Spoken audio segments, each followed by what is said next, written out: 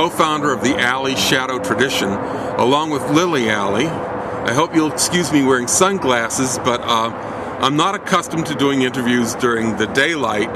My eyes are very sensitive, and I'm usually a night person. The tradition I spoke of is not a religion, but a philosophical and magical group.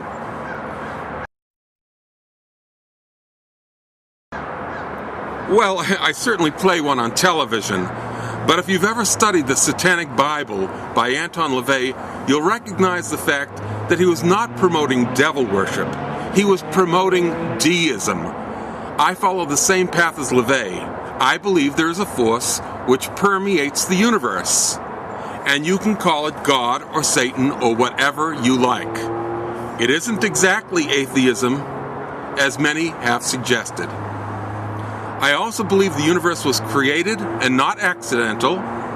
We have the painting, but to dismiss that there is no painter is illogical.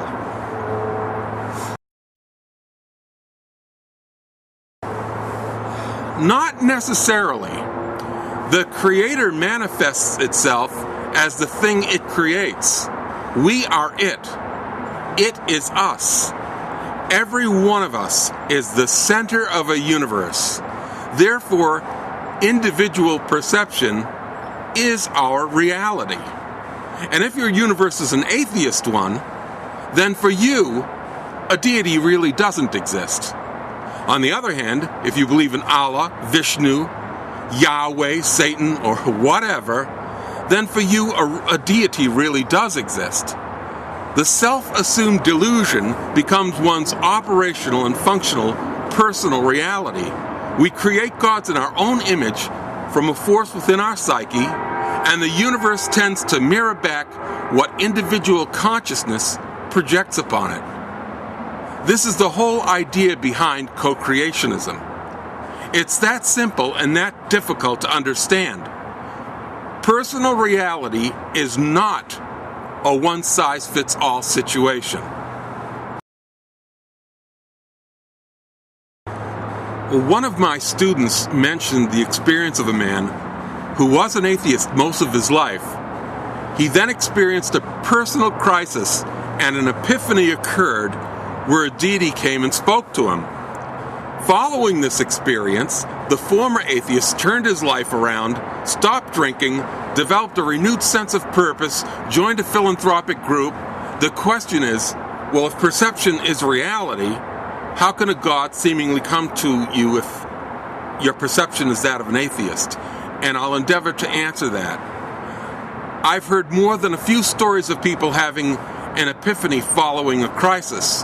One such story describes the genesis of the Temple of Set. But I'm not satisfied with a simple pop psychology explanation.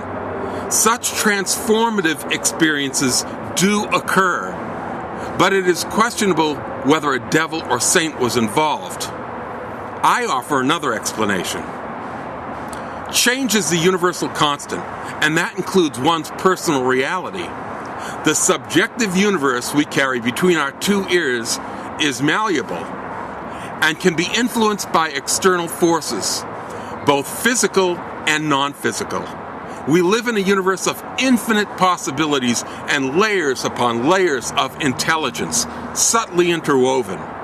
There are other life forms and other dimensions coexisting. I theorize that in times of crisis, an expansion of consciousness may occur. The mind reaching out, if you will. In such cases, one can experience contact with an intelligence more complex than his own, and his mind will translate the experience as an encounter with a mythic form.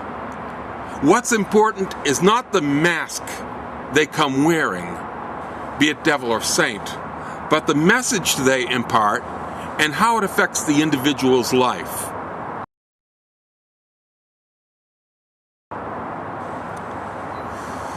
Well, you cannot even define evil without discussing what is good. Therefore, the two are inseparable. One cannot understand darkness without light. One cannot appreciate day without night. Opposites complement, define, and complete one another. To destroy all evil in the world, means there would be no good left to appreciate. Therefore, the shadow dweller does not worship or disrespect either quality. We value ourselves and nature instead and venerate opposition in balance. The definition of good and evil is subject to change because it exists only as a perception. Evil is a label we assign according to our mood swings to those who are politically incorrect. The ascended masters of Eastern philosophy become the fallen angels of Western philosophy. One man's demons are another man's saints. Theologians create gods and devils in man's image, then conflict between them to divide the heart and conquer the soul. They pit spirit against matter, then appoint themselves position of supreme arbiter, divine interpreter of right and wrong, good and evil. Good are the things we like. Evil are the things we dislike. It often depends on who or what you are. As our friend Diane Vera says, if you're a mouse, cats are evil. But to the pet owner, cats are heavenly.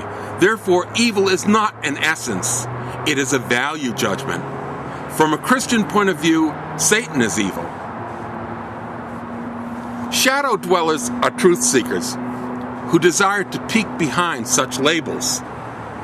Of course, there are certain ethical wrongs, but they are set by a society or culture so that all can live harmoniously. Examples of these would be thieving, disrespectful behavior, and killing or abusing an innocent. A chief attribute of the adversary is the role of devil's advocate. The shadow dweller illustrates opposition and balance, wielding contradiction like a scalpel in the hand of a skilled surgeon. Our objective? Closure to this unnatural dichotomy, this madness you call good versus evil, bringing flesh and spirit together, the establishment of a new world order, free of guilt, self-loathing, and shame, where every man and woman is the god of his or her own life. We look upon religion as the starter of wars and the breeder of hate and intolerance. We believe that people are intelligent enough to instill moral and ethical codes into a societal structure without the threat of an imaginary supernatural being wreaking havoc on an offender.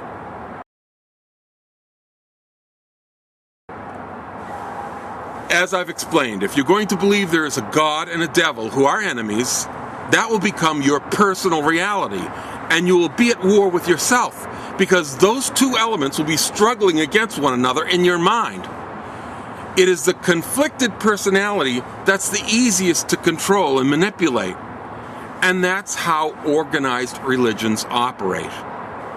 Islamic fundamentalists and Christians define themselves as monotheists, but practice dualism.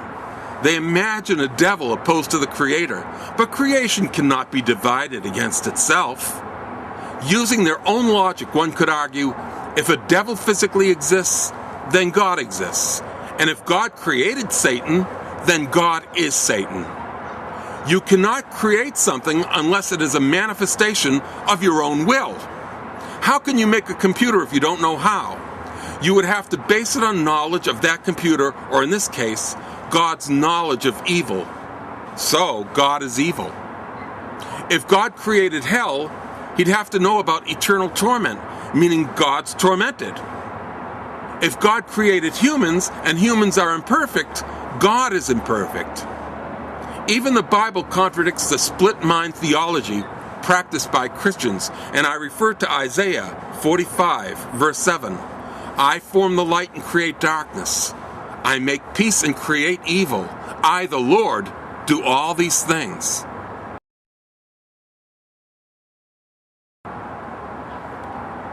The result of manifesting something in your life can be pleasant or catastrophic. In this case, it all depends on how the individual relates to this dark figure. Do you believe in a devil who is the heroic symbol for some during the Middle Ages, liberating the serfs from the shackles of slavery to an oppressive church system? If you attach yourself to this hero figure, that will be reflected in your life. You may even become a positive role model for others.